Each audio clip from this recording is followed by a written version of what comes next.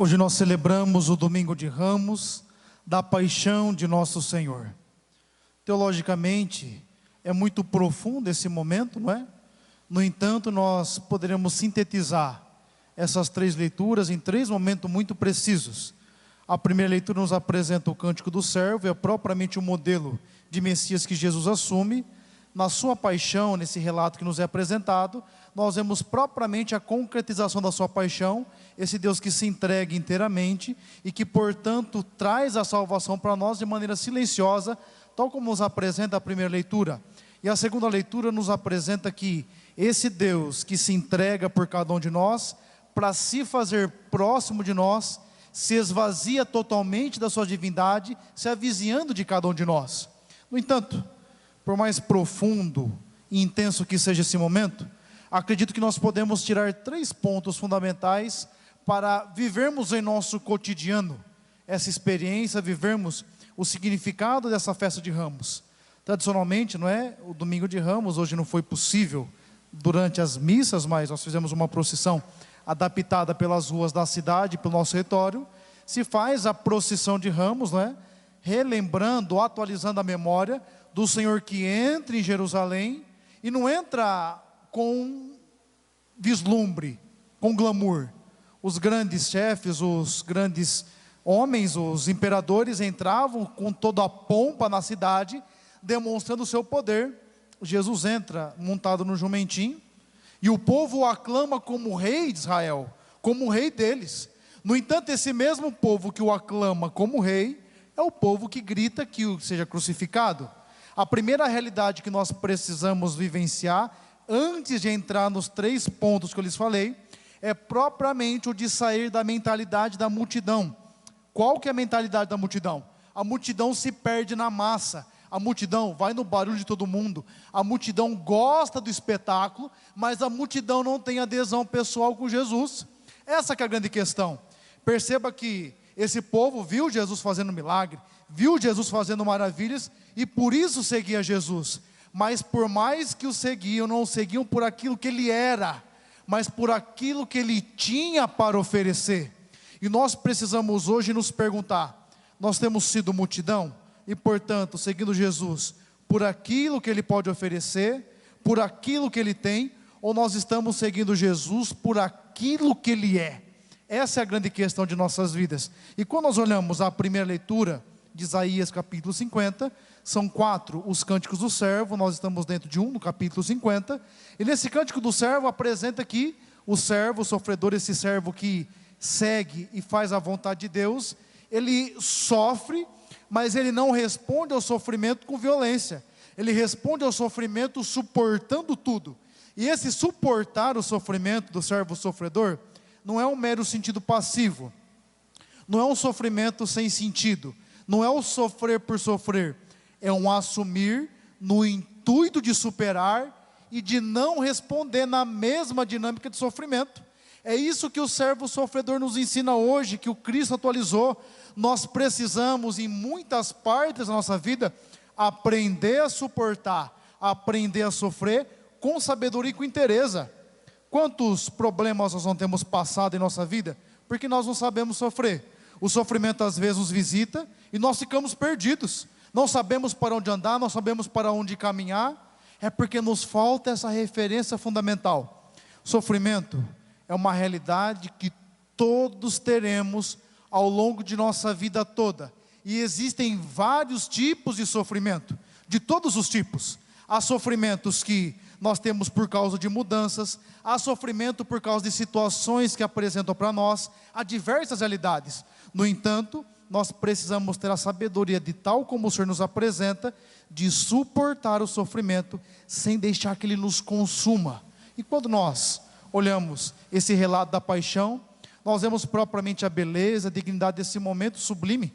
Perceba que Jesus, ele é morto como um maldito. Como um maldito.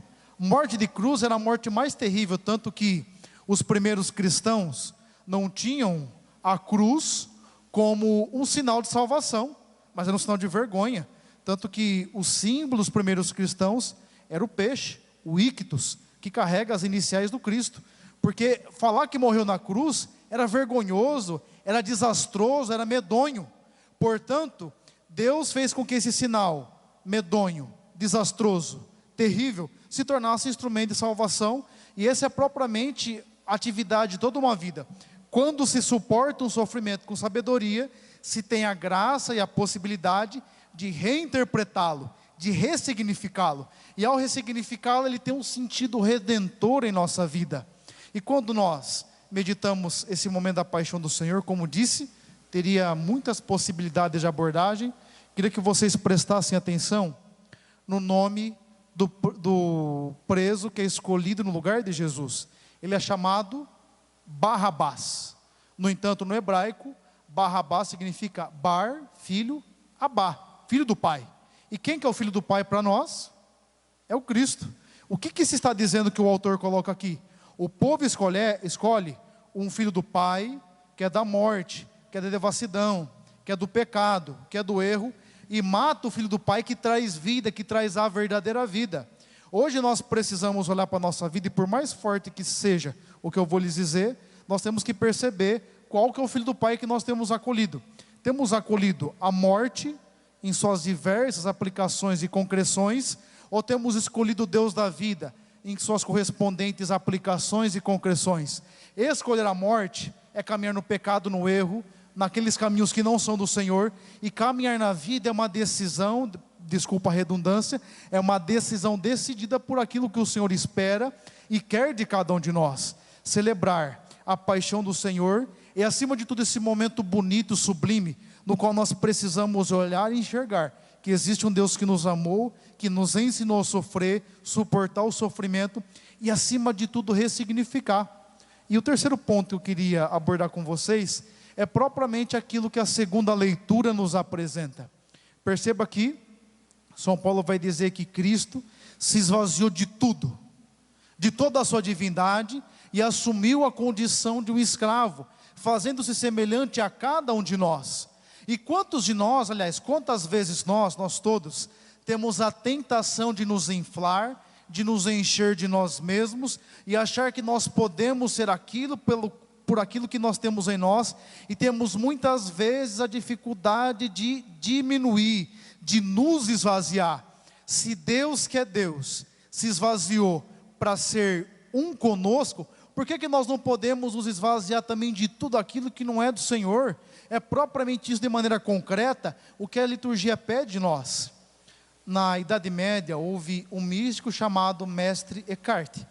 À época ele não foi devidamente compreendido, chegou até a ser excomungado e tudo mais, mas ele tinha uma verdade muito bonita de vida, um caminho místico. Dizia o seguinte: nós precisamos nos esvaziar de tudo aquilo que somos e temos, em nosso interior, nas sensações, enfim, em tudo, a fim de que, ao nos esvaziar inteiramente, Deus possa nos tomar por completo. E quando Deus toma por completo um ser humano, uma pessoa, Ele realiza maravilhas. Que essa Semana Santa seja propriamente essa ocasião. Eu peço que o pessoal volte aqui a câmera para a cruz um momento. Como disse para vocês, hoje nós celebramos o Domingo de Ramos, da paixão de nosso Senhor. E quando nós olhamos para a cruz, vai dizer Santo Tomás de Aquino, nós temos uma resposta para tudo em nossa vida de maneira concreta. Eu tenho certeza que nesse tempo, nós passamos por diversas dificuldades, e nós somos chamados a dar uma resposta de fé. Está precisando de paciência? Aqui está o nosso Deus que pacientemente sofreu todas as injúrias possíveis, nos dando exemplo de paciência. Está precisando de um exemplo de fortaleza? Aqui está aquele que foi forte até o final, e não forte no sentido de não sentir dor, forte no sentido de perseverar no caminho certo. Quer um exemplo de amor? Está precisando de amor na sua vida? Aqui está aquele que não esperou ser amado por ninguém, mas se tornou todo amor, entregando-se inteiramente por cada um de nós. Que a cruz de Cristo hoje possa nos ensinar um verdadeiro caminho de salvação, e nos possibilite viver bem esse tempo, nos possibilite ter uma resposta concreta para as diversas realidades em nossa vida. Feche os seus olhos, abaixe a sua cabeça, num instante de silêncio, apresente ao Deus da vida, ao seu Senhor, o seu coração, a sua história, as diversas realidades que se lhe apresentam em sua caminhada de fé, em sua vida. Peça-lhe a graça de estar inteiramente no seu amor, de estar inteiramente na sua misericórdia.